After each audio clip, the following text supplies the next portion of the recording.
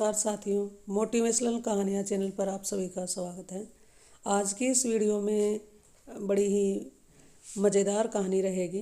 तेनालीराम के हास्यपूर्ण और समझदारी से किस्से आपने सुने होंगे। उन्हीं किस्सों में से आज दो किस्से रहेंगे जो कि सुनने में बड़े ही हमें हास्यपद लगेंगे और सूझबूझ उनकी हाजिर जवाबी को इनमें प्रस्तुत किया गया है।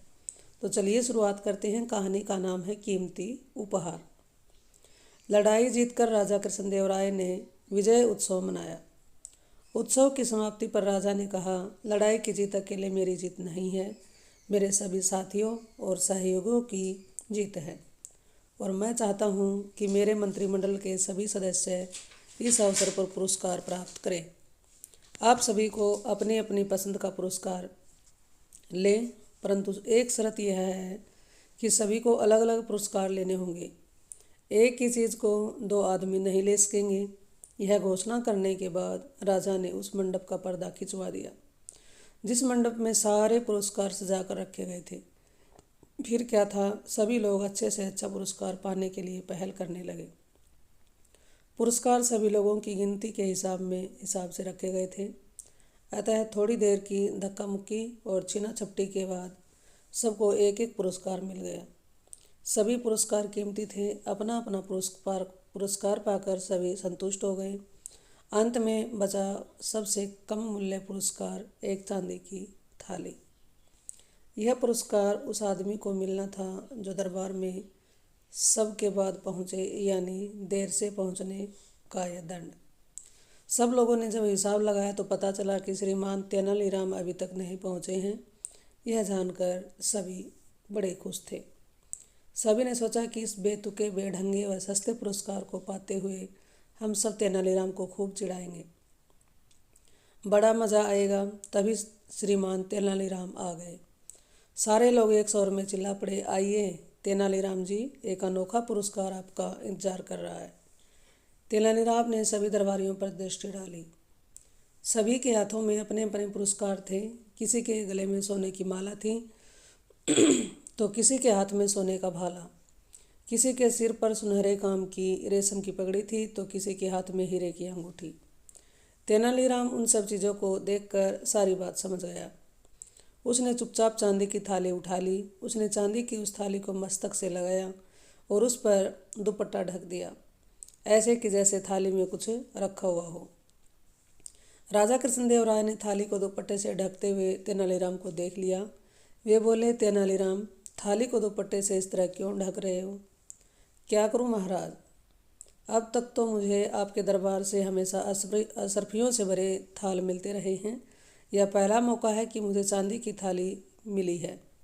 मैं इस थाल को इसलिए दुपट्टे से ढक रहा हूँ ताकि आपकी बात कायम रहे। सब यही समझे कि तेनालीराम को इस बार भी महाराज ने थाली भरकर असरफियाँ पुरस्कार में दी हैं। महाराज तेनालीराम की चतुराई भरी बातों से प्रसन्न हो गए। उन्होंने गले से अपना बहुमूल्य हार उतारा और कहा, तेनालीराम, तुम्हारी आज भी थाली खाली नहीं रहेगी। आज उसमें सबसे बहुमूल्य पुरस्कार होगा। थाली आगे बढ़ाओ तेनालीराम। तेनालीराम ने थाली राजा कृष्णदेव राय के आगे कर दी। राजा ने उसमें अपना बहुमूल्य हार डाल दिया। सभी लोग तेनालीराम की बुद्धि का लोहा मान गए। थोड़ी देर पहले जो दरबारी उसका मजाक उड़ा रहे थे, वे सब भीगी बिल्ली बने एक दूसरे का मुँह देख रहे थे, क्योंकि सबसे कीमती पुरस्कार इस बार भी तेनालीराम को ही मिला था। ये तो कहानी आपको कैसी लगी ज़रूर बताइएगा। दूसरी जो कहानी है उसका नाम है जाड़े की मिठाई। एक बार राजमहल में राजा कृष्णदेव राय के साथ तेनालीराम और राजपुरोहित बैठे थे। जाड़े के दिन थे। सुबह की धूप सेकते हुए तीनों बातचीत में व्यस्त थे। तभी एकाएक राजा ने कहा, जाड़े का मौसम सबसे अच्छा मौसम होता है। खूब खाओ, सेहत बनाओ। खाने की बात सुनकर पुरोहित के मुंह में पानी आ गया। बोला, महाराज, जाड़े में तो मेवा और मिठाई खाने का अपना ही मज़ा है, अपना ही आनंद है। अच्छा बताओ, जाड़े की सबसे अच्छी मिठाई कौन सी है? राजा कृष्णदेव राय ने पूछा। पुरोहित ने हलवा, मालपुए, पिस्ते की बर्फी आदि कई मिठाइयाँ गिना दी। राजा कृष्णदेव राय ने सभी मिठाइयाँ मंगवाई और पुरोहित से कहा, जरा खाकर बताइए, इनमें सबसे अच्छी कौन सी है? पुरोहित को सभी मिठाइयाँ अच्छी लगती थी, किस मिठाई को सबसे अच्छा बताता। तेनालीराम ने कहा, सबसे अच्छी है, मगर वह मिठाई यहाँ नहीं मिलेगी। कौन सी मिठाई? राजा कृष्णदेव राय ने उत्सुकता से पूछा। और उस मिठाई का नाम क्या है? नाम पूछकर क्या करेंगे महाराज? आज रात को मेरे साथ चलें, तो मैं वह मिठाई आपको खिलवा भी दूंगा। तेनालीराम ने कहा, सबसे अच्छी है, मगर वह मिठाई यहाँ नहीं मिलेगी। तो उसके बाद वह राजा ने कहा कि कौन सी मिठाई है? राजा कृष्णदेव राय ने उत्सुकता से पूछा, उस मिठाई का क्या नाम है? तो तेनालीराम ने कहा, नाम पूछकर क्या करेंगे महाराज? आज रात आप मेरे साथ चलें और मैं उस मिठाई को आपको खिलवा दूंगा। राजा कृष्णदेव राय मान गए। रात को साधारण वेश में वह पुरोहित और तेनालीराम के साथ चल पड़े। चलते चलते तीनों काफ़ी दूर निकल गए। एक जगह दो तीन आदमी अलावा के सामने बैठे बातों में खोए हुए थे। ये तीनों भी वहाँ रुक गए। इस वेश में लोग राजा को पहचान भी न पाए। पास ही कोल्लू चल रहा था। तेनालीराम उधर गए और कुछ पैसे देकर गरम गरम गुड़ ले लिया। गुड़ लेकर वह पुरोहित और राजा के पास आ गए। अंधेरे में राजा और पुरोहित को थोड़ा थोड़ा गरम गरम गुड़ देकर बोले, लीजिए खाइए, जाड़े की असली मिठाई। राजा ने गरम गरम गुड़ खाया तो बड़ा स्वादिष्ट लगा।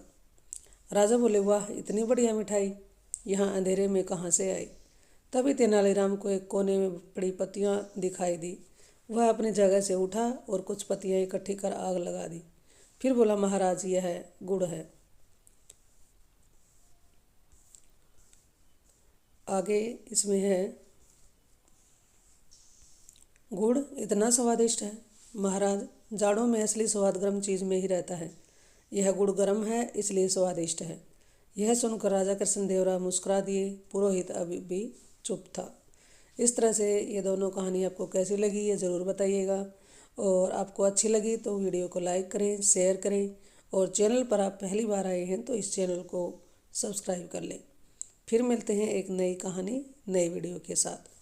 Thank you.